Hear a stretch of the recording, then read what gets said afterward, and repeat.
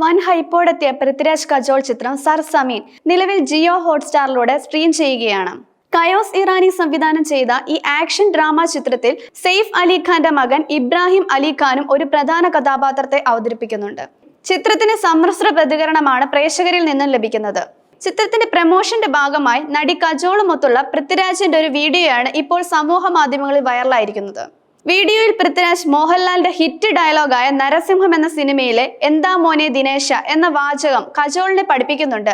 തോളുകൾ ചിരിച്ച് മോഹൻലാലിന്റെ mass dialogue Prithviraj അനുകരിച്ച് കാണിക്കുമ്പോൾ കജോൾ അത് രസകരമായി ഏറ്റുപറയുന്നു. ഡയലോഗ് പറഞ്ഞതോടെ കജോൾ തന്റെയും കേരളത്തിലെ എല്ലാ മോഹൻലാൽ ആരാധകരുടെയും ഗുഡ് ബുക്കിൽ ഇടം നേടിയതും പൃഥ്വിരാജ് തമാശയായി പറയുന്നുണ്ട്. ഈ വീഡിയോ ആരാധകർക്കിടയിൽ വലിയ ചർച്ചയായിട്ടുണ്ട്. ജമ്മു കാശ്മീരിന്റെ പശ്ചാത്തലത്തിൽ ഒരുക്കിയിരിക്കുന്ന ഈ ചിത്രം പരസ്പരം സ്നേഹത്തിന്റെയും രാജ്യത്തോടുള്ള കടമയ്ക്കും ഇടയിൽ കുടുങ്ങിക്കിടക്കുന്ന ഒരു കുടുംബത്തിന്റെയും കഥയാണ് പറയുന്നത്.